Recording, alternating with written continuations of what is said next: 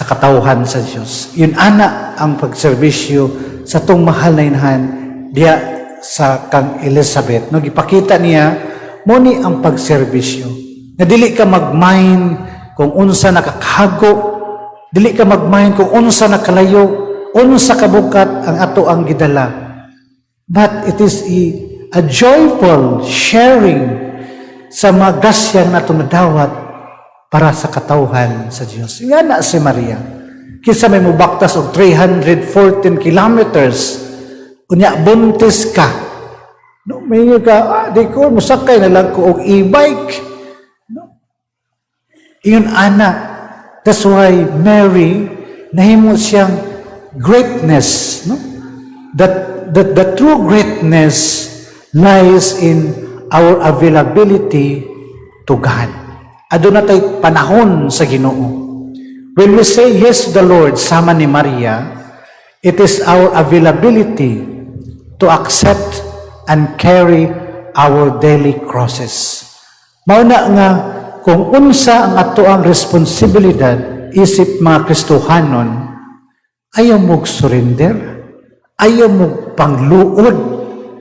Let's fight for a good fight for the sake of the kingdom of God and for His people.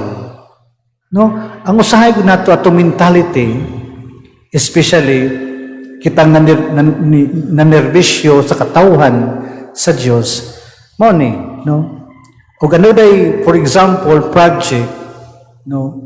Kung usay makuan, moingon maguta nga inyo na, Father, kumusta inyong kuan, Father? Dili mani ato, dili mani amo, but it is ato maning tanan because all of us are participants to continue the mission of Jesus here on earth. Dili ni amo ang simbahan, kundi ato ning simbahan.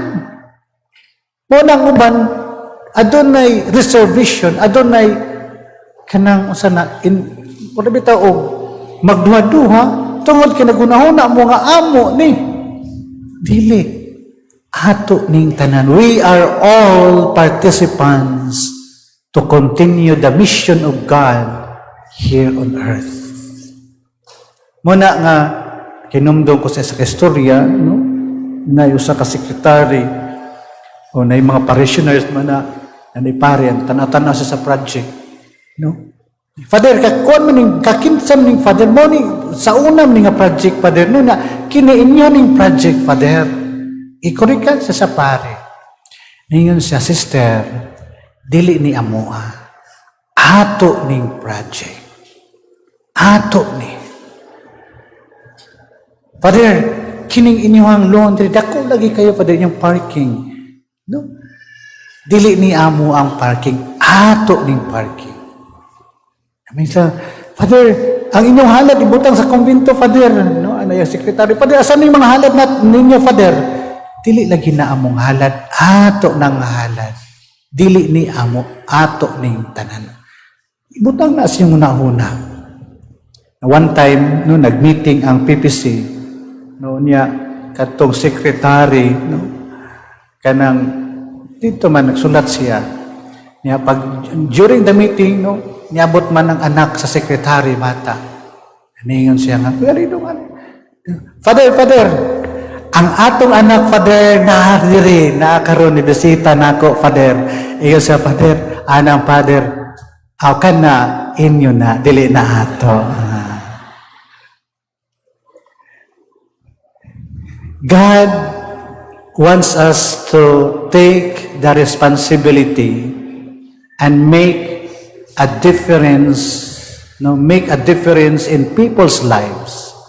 He wants leaders would always say yes to the Lord, no matter what happened, no matter what it takes.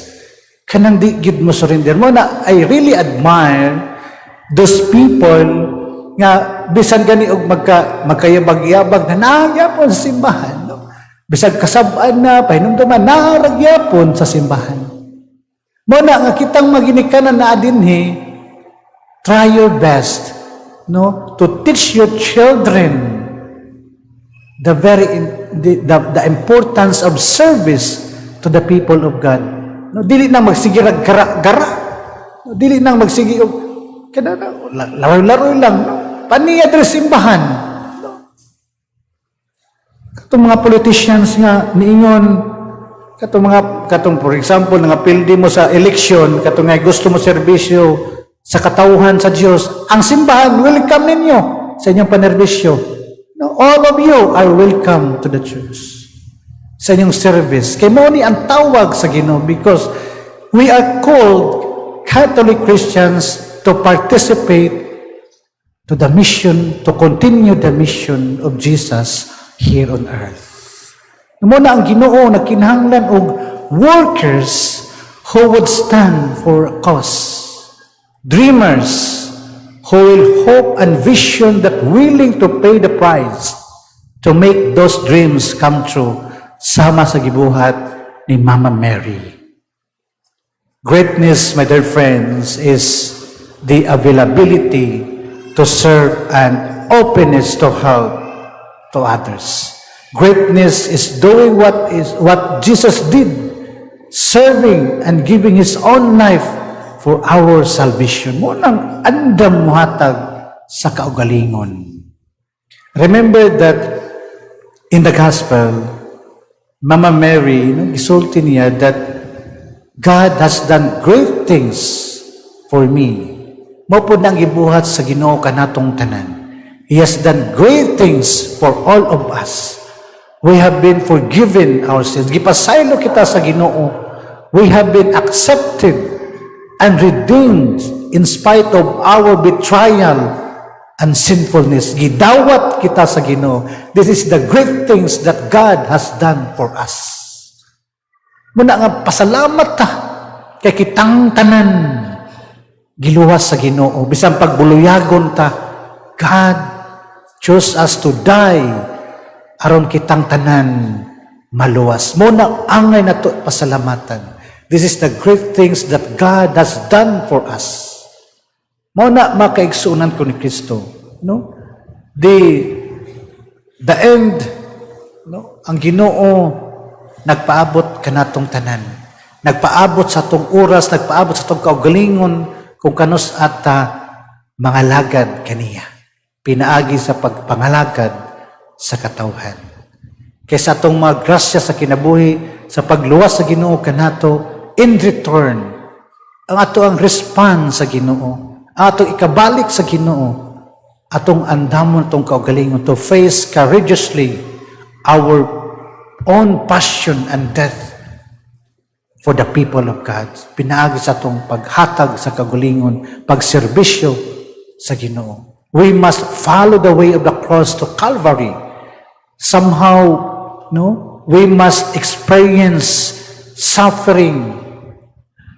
Ma-feel nato ang makasakit, mainsulto ta, usahay sa itong mga ministry, labi na karanata sa simbahan, maglisod ka o asa ka mo stand, asa ka mo lugar, tungod kay lahi-lahi kayo og mga prinsipyo ang mga tao, lahi-lahi kayo ang panglantaw sa mga tao.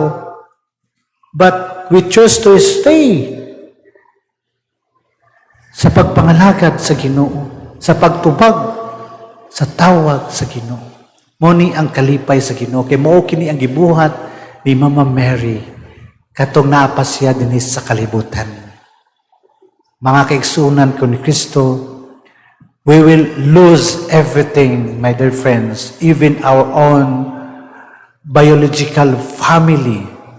We will give even out of our poverty, but at the end of our journey dinhi sa kalibutan, God will embrace us because we have done great things for Him and to His people. Palihog. Please stand.